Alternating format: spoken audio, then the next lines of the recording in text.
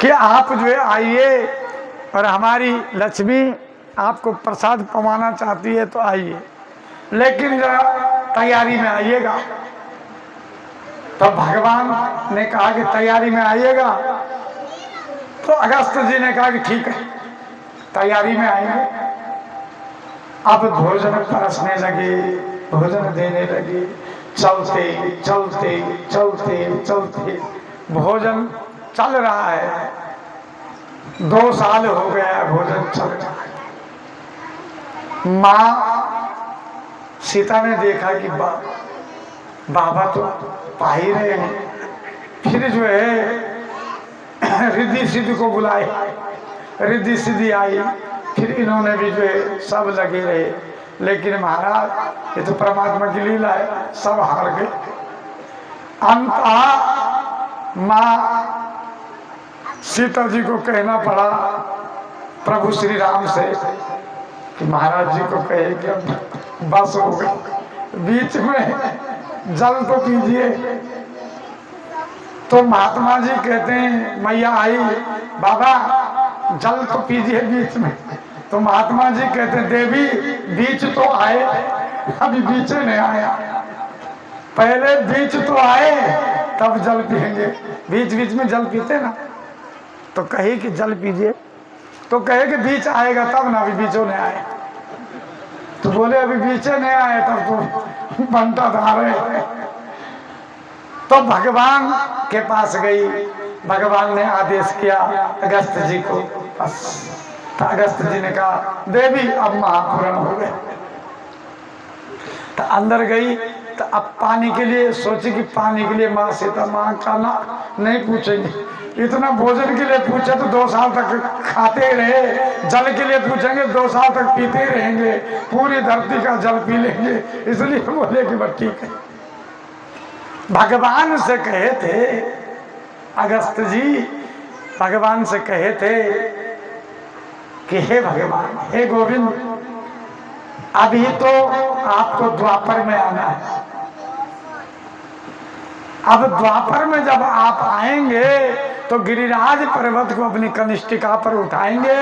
उस समय इंद्र आप जो है, इंद्र जो है नाखुश हो जाएगा, इतनी वृष्टि करेगा, बहुत जल ही जल हो जाएगा, श्री राम वृंदावन में जलमग्न हो जाएंगे। उस समय में आकर के मेरा आवाहन करना, उस समय में आऊंगा और पुनः ये जल पीऊंगा। आज मेरे गोविंद ने कहा महात्मा जी आज वो समय आ गया। और जैसे ही जो है मेरे गोविंद ने आह्वान किया, महात्मा जी आए और जल पिए और पुनः जो है पूरा श्री धाम वृंदावन जो है पुनः जैसा था वैसा ही हो गया, नहीं तो जलमग्न हो गया था। तो ये कृपा है मेरे गोविंद की। तो आज जो है सब संपन्न लीला करके इधर जो रास का प्रसंग है, रास मेरे गोपियों के साथ जो है मेरे गोविंद रास करते। धीरे धीरे धीरे धीरे आज जो है क्या है, शरद पूर्णिमा का दिन है। आसीन की जो पूर्णिमासी होती है उसे कहते हैं शरद पूर्णिमा।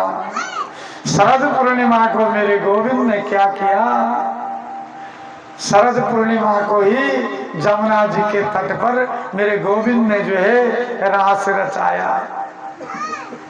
बांसुरी बजाई जैसे ही, तो महाराज जैसे ही बांसुरी बजाई, जो गोपी जिस कार्य में थी वहीं से चल पड़ी।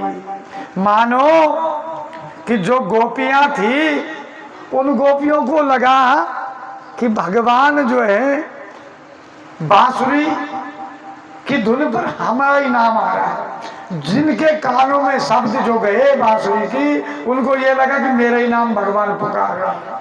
जितनों के पास गए, एक सखी भगवान का पति को जो है भोजन पवा रही थी, एक सखी अपने बच्चे को स्तनपान करवा रही थी। जैसे ही सुनी बच्चे को छोड़ दी, चल दी। एक पति को प्रसाद दे रही थी, सुनी आवाज बांसुरी की नाद निनाद, तो जो है चली गई।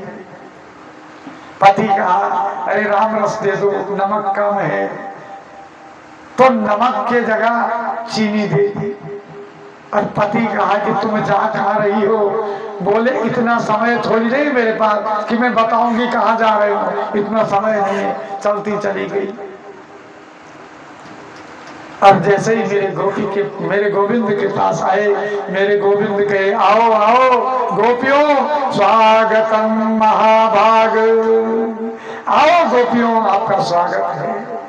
क्या बात, ऐसे रात्रि में, घोर रात्रि में, रात्रि का राकेश जो उदित मान है और जो है जमुना जी के किनारे जो है मंद मंद सुगंध हवा चल रही है, खुशबू चल रही है। आप इस राकेश को देखने आए क्या? आप रात्रि के राकेश चंद्रमा को देखने आए क्या? ओहो ठीक है ठीक है, आप जो है जमुना जी के दर्शन करने आए हैं। गोपियों से मेरे गोविंद विनोद करते हैं और गोपियां कहती है कि अरे पहले तो बुलाते हो और फिर कहते हो कि किससे मिलने आए हैं। अच्छा ठीक है, तो आप जो है दर्शन कर लिए हैं, राकेश का दर्शन कर लिए, चंद्रमा का, जमुना जी का दर्शन कर लिए, अब जाओ घर, क्योंकि लोग कहेंगे कि रात्रि को ये कहाँ गई। और जो है एक स्त्री के लिए जो है पातित ही धर्म जो है सर्वोपरि है, अपने पति की सेवा करो, तुम्हारे घर में पति है। गोपियां क्या कहती मालूम? हम नकली पति के पास थोड़ी नहीं जाएंगे, जब असली पति मिल गया तो नकली की क्या वैल्यू है। आप असली हो, ये संसार का तो नकली। मेरे गोविंद ने कहा कि नहीं, सब लोग जाइए और सबके साथ जो है, सबके साथ इतनी गोपियां, इतने भगवान गोविंद बन गए और सबके साथ रास रचाए और कहे कि जाइए। और अंत में जो है गोपियां गोपी गीत गाती है भगवान की विरह में।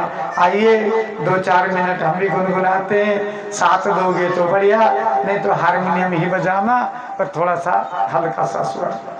प्रेम से बोले कृष्ण चंद्र भगवान की। अरे जयति तेधिकम